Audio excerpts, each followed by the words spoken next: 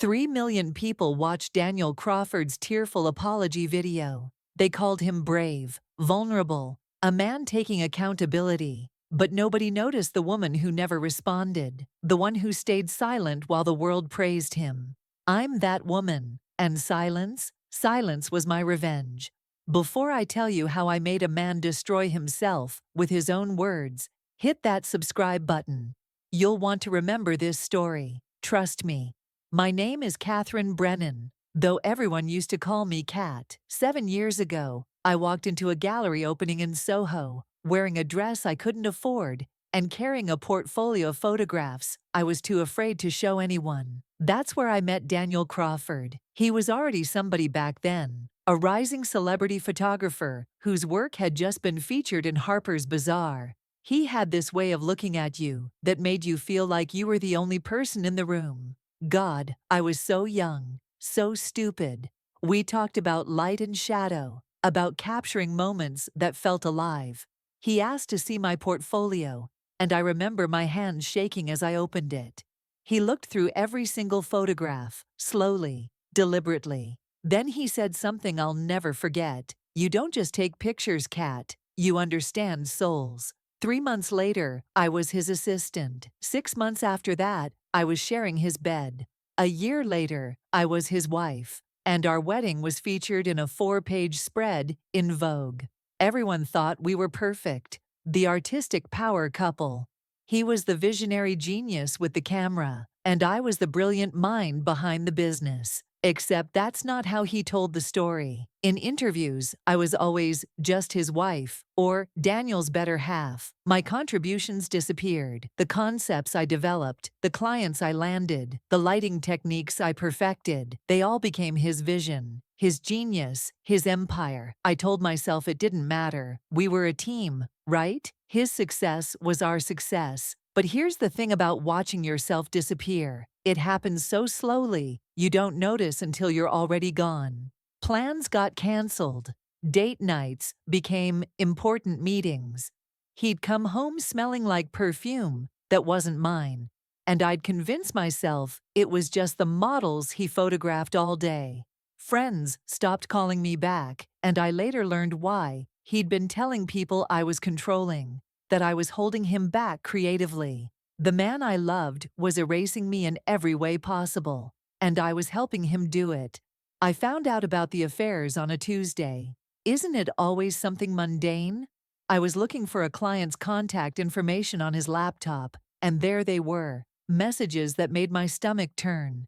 His assistant, Bridget, 25 years old, pregnant, and he was promising her the world. But that wasn't all. There was also Lucia Ramos, the supermodel who'd become our biggest client. Screenshots of hotel rooms and vacation photos I was never invited to. 2 years. He'd been living a double life for 2 entire years, using my contacts and my reputation to build his career while systematically destroying mine. When I confronted him, there were no tears, no begging for forgiveness. He looked at me with something close to irritation and said, "You became boring, Cat. All business, no passion." Bridget understands the artistic life. He actually said that, like our marriage was a creative project that just wasn't inspiring him anymore. Then came the threats. If I fought the divorce, if I told anyone what really happened, he'd make sure I never worked in fashion again. His lawyer was a shark. Mine was a public defender I could barely afford. The settlement was a joke.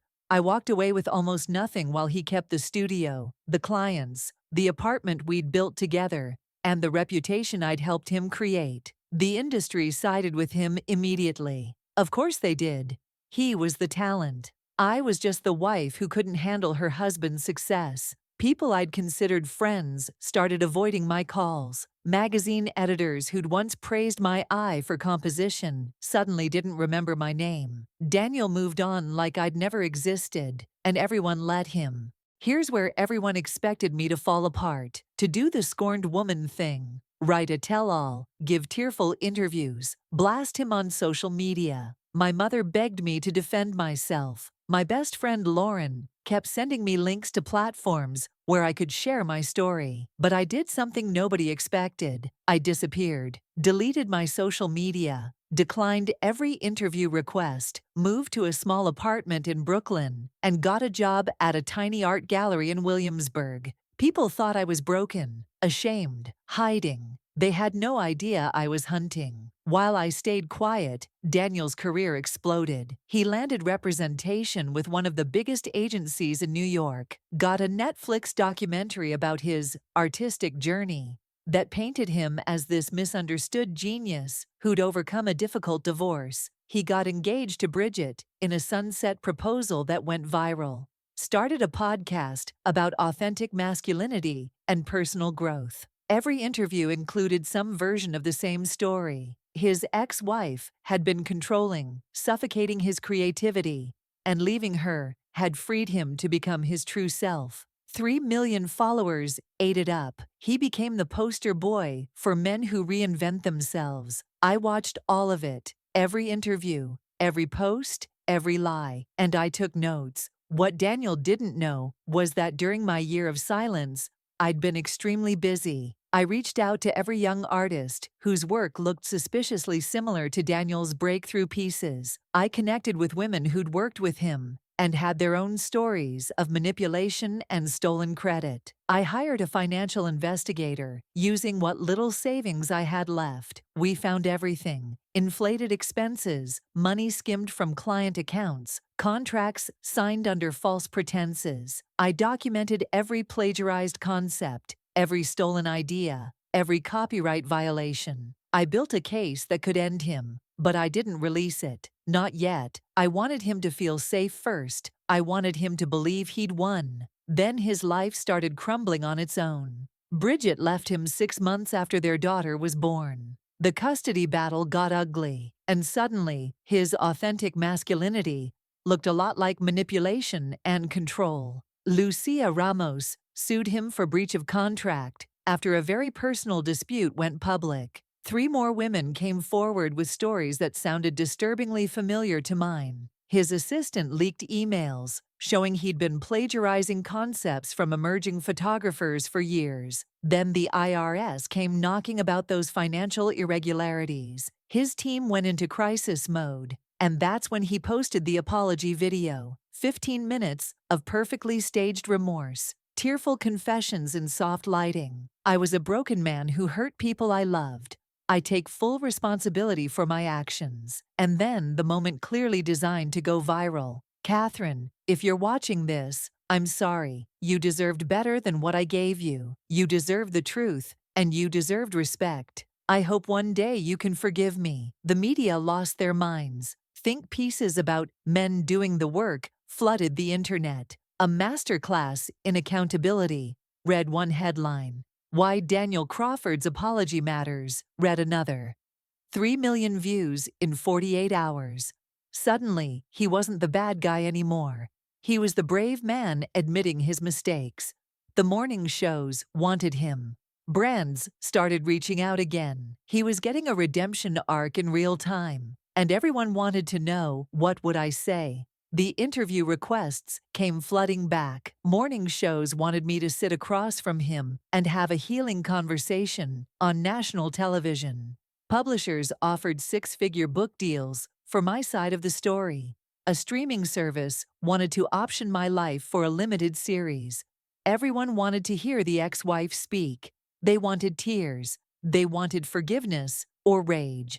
They wanted a performance to match his. I gave them nothing. My silence became its own story. Articles speculated about why I wouldn't respond. Some said I was too traumatized. Others said I was taking the high road. A few suggested I was just as manipulative as him, using silence as a power play. Let them think whatever they wanted. I had something better than words. 3 days after his apology, video hit 3 million views. I opened an exhibition at a prestigious gallery in Chelsea. I'd spent a year curating it, calling in every favor I had left. The show was called Reclaimed Stories of Stolen Art. 23 artists, 23 side-by-side comparisons showing their original work next to Daniel's supposedly original pieces. Every piece included documentation, emails, timestamps, contracts, sketches. The plagiarism was undeniable. But I didn't stop there. One wall featured a timeline of his business dealings with annotated bank statements showing exactly where money had gone missing. Another section displayed testimonies from the women he'd manipulated, their words printed in elegant typography like poetry. In the center of the gallery, his apology video played on loop, but beneath it ran a subtitle track with fact checks. Every claim he made, every promise of accountability, cross-referenced with documented evidence of continued harm. I didn't do a single interview about it. I didn't make a statement. I just opened the doors and let people see. The exhibition went viral, but for very different reasons than his apology. Journalists who'd praised his accountability suddenly had questions.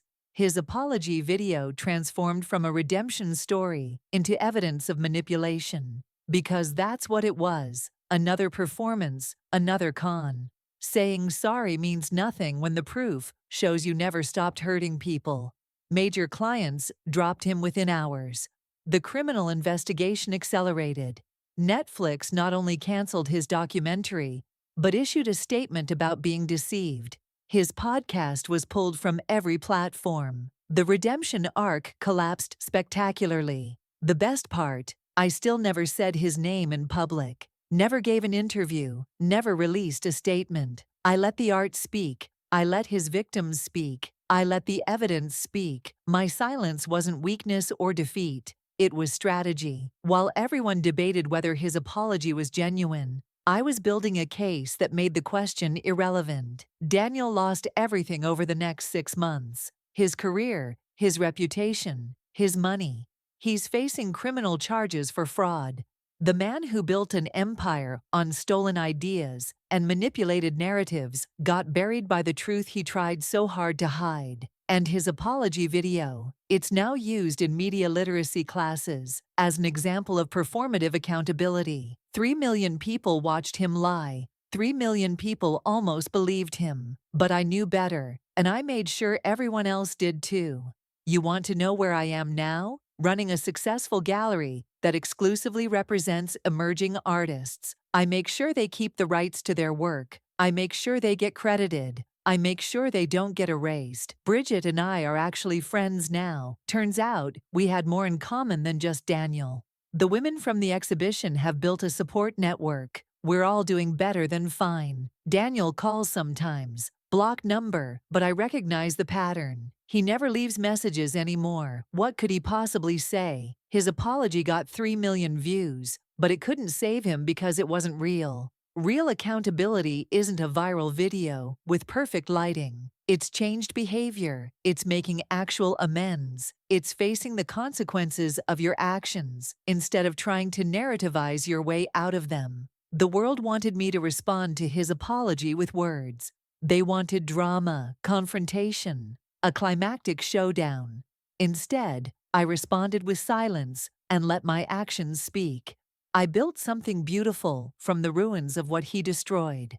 I gave voice to the people he tried to erase. I let the truth be louder than his lies. That's the real story. Not every battle needs your voice to be heard. Sometimes silence is the loudest statement you can make. Sometimes the best revenge isn't destruction. It's building something better and letting someone destroy themselves with their own words. His apology got 3 million views. This story deserves more. If you've ever been manipulated by someone who claimed to change, you know the difference between words and actions. Hit like if you believe silence can be powerful. Subscribe if you want more stories about people who got the last word without saying anything at all. And comment below, what would you have done in my position?